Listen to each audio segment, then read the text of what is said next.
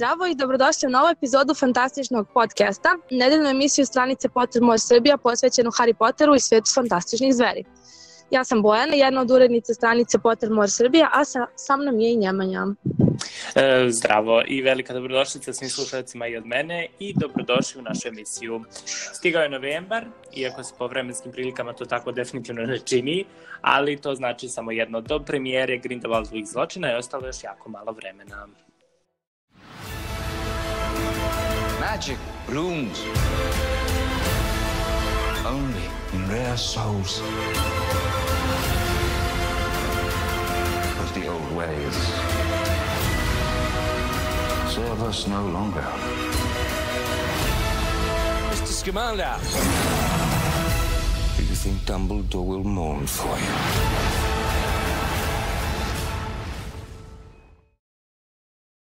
Baš tako, manje od 2 nedelje deli nas od trenutka kada će fantastične zveri stići u bioskope širom Srbije i svi smo nego više uzbuđeni.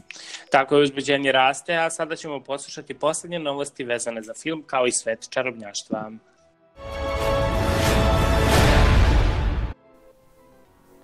Ostalo je manje od 7 dana do svetske premijere filma Fantastične zveri i Grindelwaldovi zločini.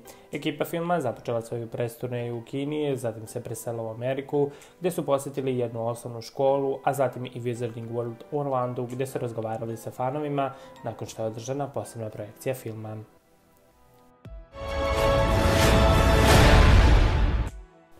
Zynga, popularni tvorac igara na društvenim mrežama, objavila je da je sklopljen ugovor u kome su zakupili licencu za stvaranje novih igara sa motivima Harry Pottera i Igre prestola. Kompanija je najavila da će Harry Potter igricu objaviti u drugoj polovini 2019. godine.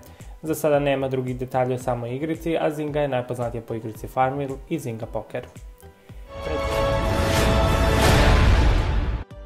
Predpremijera Fantastičnih zveri Grindelwaldovi zločini u Srbiji biće održana 13. novembra u svim Cineplex bioskopima, kao i u Kombank dvorani. Na redovnom bioskopskom repertoaru film je od 15. novembra, a karte za predpremijeru su u prodaji. I take it. You've heard the rumors. Grindelwald wants to rule the wizarding world. Oh, Merlin. Hello. I cannot move against Grindelwald. It has to be you. Have you got anything in your case that might help? Genius. Jako malo vremena je ostalo do filma, uzbuđenje raste, a stranica Pottermore Srbija će ispratiti predpremijeru. Upravo tako, očekujemo vas 13. novembra na predpremijeri filma i tu u Kombank dvorani i u jednom od Cineplex bioskopa. Naravno, na stranici ćemo objaviti koja je tačna lokacija. Osim što ćete imati priliku da se slikate sa Newtom i Tinom, bit će tu i urednici stranice sa kvizom i rekvizitima za fotkanje. Naravno, ispratit ćemo sve i putem naših stranica, a prvih nekoliko dana važit će posebno pravilo. Tako je, Pottermore Srbija se pridružuje poznatim sajtovima i franšizi u cilju čuvanja tajne. Na stranici neće biti dozvoljeni komentari koji otkrivaju detalje filma sve do 22. novembra, a sve novosti će biti označene kao spoileri uz hashtag zaštiti tajnu. To je zapravo super ideja, posebno za sve one koji nisu u prilici da film pogledaju predpremijerno ili prvih nekoliko dana od početka prikazivanja. Tako je, mislim, to je i cijela ideja, J.K. Rowling je svestrano podržava, tako da i mi se tome pridružujemo, a sada možemo da se vratimo u našoj emisiji, a ova nedeljna tema su glumci. Tako je, u prethodnih nekoliko epizoda našeg fantastičnog podcasta dotakli smo se ove teme, a sada ćemo malo više razgovarati o onima koji imaju priliku da nam predstave likove čarobnjačkog sveta. Baš tako, moram reći da najveće kontroverze koje su se desile vezano za film Fantastičnih zveri su izbori glumice za Nagini i Johnnyja Deppa za Grindelwalda. Ja sam u prvoj emisiji kada smo pričali uopšte o fantastičnim zverima rekao da jednostavno mi Johnny Depp ne leži kao neki glumac za Grindelwalda. Mislim da se ti tada i složila, ako se ne veram. Da, mislim da se većina fanova slaže sa tim, zato što, ne znam, nekako jednostavno mislim da niko od nas nije zamišljao na taj način Grindelwalda. J.K. Rowling još uvek smatra da je to dobar izbor. Vidjet ćemo naravno kako će se lik Grindelwalda razvijati i prosto kako će to sve izgledati u filmu. A druga kontroverza koja je skoro počela o njoj uopšte da se priča, to je trenutak kada je označeno, kada je otkrivena tajna da glumica Claudia Kim igra Nagini i mnogi smatraju da izbor glumice njenog porekla prosto kao pa neka vrsta kontroverze, s obzirom da svi znamo da je Nagini kasnije postaje, da kažem, ostaje u službi Voldemora i čuva njegov Horcrux. Pa ne znam kako je tvoje mišljenje prosto o tome. Ja sam se oduševila izborom glumice, pre svega zbog njenog izgleda, zato što svi znamo, u prošloj emisiji smo i rekli šta je J.K. Rowling izjavila povodom značenja imena Nagini. Jednostavno, kada se ona pokazala onako u kostimu, nekako, ne znam, meni apsolutno odgovara izbor, mada ljudi, mislim da se ljudi ne...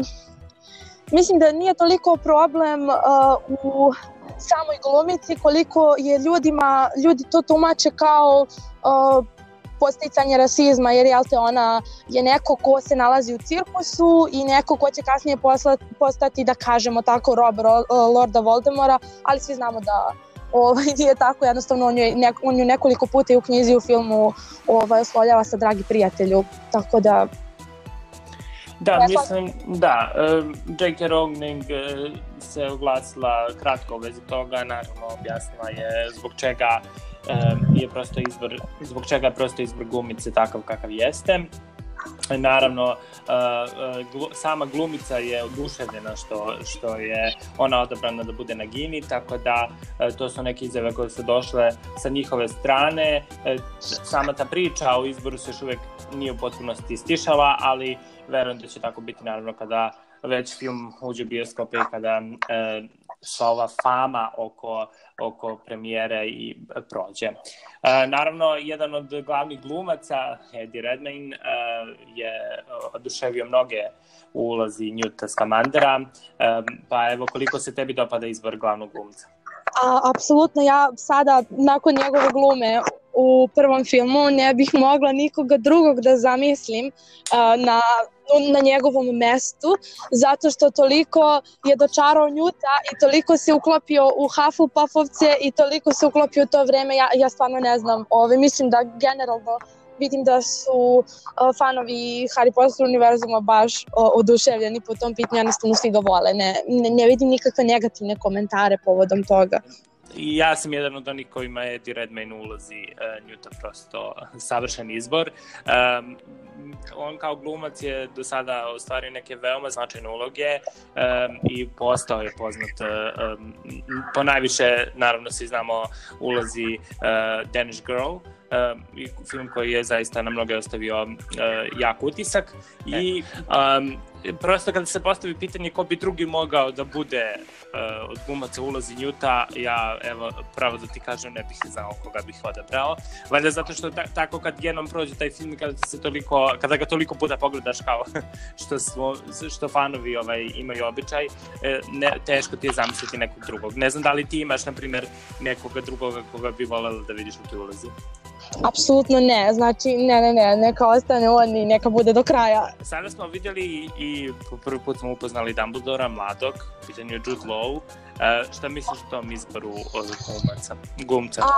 Sviđa mi se kako je dočarao Dumbledora, jednostavno vidimo neke sličnosti sa Dumbledorom iz Harry Potter univerzuma, ali isto mi se sviđa što je ubacio nekako drugačije izgleda, zato što on je ipak mlađi Dumbledore, ne može da ima isto znanje kao mnogo stariji Dumbledore, 50 godina kasnije. Tako da, ne znam, jako mi se sviđa i njegov stav i nekako totalno je skinuo i šarm Dumbledora i ponašanje i nekako... Da, mislim u ovim trailerima i ovo nešto kratko vremena što smo imali prilike da ga pogledamo u tu ulazi, meni zaista isto da kažem to odradio na vrlo dobar način. Vidjet ćemo naravno u samom filmu kako to izgleda, a posebno ćemo vidjeti naravno naredna 3 filma, mislim da će se taj fokus sa Newta pomeriti više na Dumbledora i Grindelwalda u nastavcima. Naravno, o tom potom vidjet ćemo kako uopšte zamišljeno sve to. Svakako je zadržao deo misterioznosti koji ima i u filmovima Harry Pottera. Da, to stoji. Vidi se da je na neki način, da kažemo, prostudirao prosto Dumbledora iz Harry Potter filmova, da kažem Dumbledora koji je duže vreme sa nama, tako da vidi se to čak i na nekim trenucima u ovim trailerima.